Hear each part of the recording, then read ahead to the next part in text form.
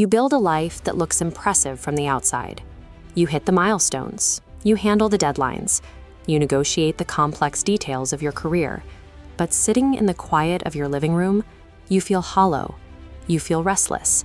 You feel deeply, quietly exhausted. Then you send a vulnerable text message to someone you care about. Minutes pass. An hour passes. The silence shatters your calm instantly. Your heart races. Your chest tightens. You are experiencing an overwhelming, disproportionate physical panic over a minor delay. Your mind cannot tolerate this uncertainty. To fill the void, it immediately invents a crisis. You tell yourself they are ignoring you. You decide you are too needy, that you said the wrong thing, and that rejection is imminent. This sequence of thoughts is not a logical assessment of a busy friend who simply hasn't checked their phone. It is a biological emergency response. Your brain has detected a subtle social shift and interpreted it as an active, literal threat to your survival. We often praise this hypervigilance in the workplace. We call it dedication. We call it ambition. But the body reveals the truth.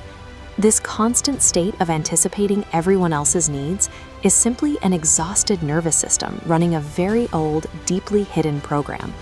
Consider the possibility that the person reacting with such intense terror to that unreturned text message is not the adult sitting in the room. Psychology often refers to this as the inner child. It acts as an invisible co-pilot. This part of you holds on to early experiences of shame, fear, and a desperate, unmet need for safety. Clinical research supports this division of self. Trauma researcher Bessel van der Kolk helped establish a clear consensus. Unresolved emotional injuries are not stored as neat memories you can logically recall. They are trapped physiological states. The body physically keeps the score. When you encounter a situation that feels unsafe, this hidden co-pilot bypasses your adult logic entirely. It seizes the controls. It forces your body into deeply ingrained survival behaviors before you even realize you are reacting. You find yourself over-apologizing for taking up space. You spiral into a panic over a brief email. You are watching a frightened child pull the levers of your nervous system, desperately trying to prevent history from repeating itself. To understand the child's fear, we have to look at the environment that created it. Childhood emotional neglect rarely involves overt physical abuse. It operates in the negative space.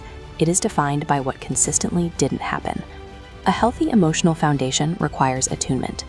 This is the vital experience of having your internal world noticed by a caregiver.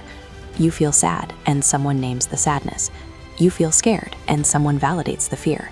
When attunement is consistently missing, a child learns a devastating lesson. They learn that their inner world is invisible. They learn that their distress is an inconvenience. The result is a profound, lingering emotional loneliness. A child's mind is incapable of concluding that their parents are flawed or unequipped. To survive, the child internalizes the failure. They adopt the core belief that their feelings are the problem, establishing a deep conviction that they are simply not enough. This quiet, invisible absence creates an architectural flaw in the psyche. The child is left entirely alone to invent their own desperate mechanisms to earn the love and safety that should have been provided unconditionally. Children are brilliant at adapting. They develop specific survival strategies to bridge this gap. Many adopt a chronic fawn response, constantly appeasing others to avoid conflict. Others develop hyper-responsibility, becoming the caretaker of their family's fragile emotions. A subtle, dangerous equation forms. The child realizes that their feelings get ignored, but their performance gets a response. Silencing their own needs earns affection. Achieving perfection generates a flicker of warmth.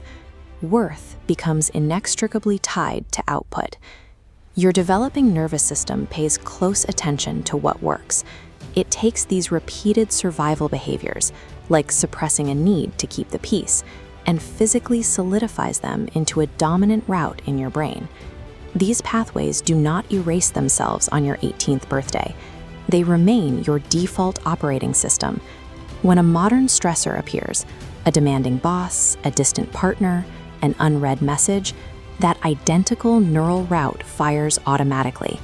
What society heavily rewards in adulthood as relentless drive, extreme competence, and professional dedication is frequently an illusion. It is a 9-year-old survival strategy executing perfectly. The turning point in recovery happens in a moment of quiet recognition. You realize the child is sitting in the driver's seat, and the moment you acknowledge them, their desperate grip on the steering wheel begins to loosen. Therapists call this process limited reparenting. It requires the adult version of you to actively step in. You must begin providing the warmth, the validation, and the firm boundaries that were entirely missing from your original environment. Complex PTSD expert Pete Walker describes this work as managing an emotional flashback. It involves separating the intense, trapped physiological fear of the past from the objective physical safety of your present environment.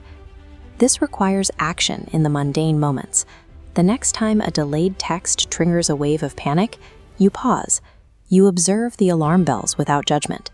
You speak to the fear with profound, unglamorous self-compassion, reminding the body that it is safe to wait.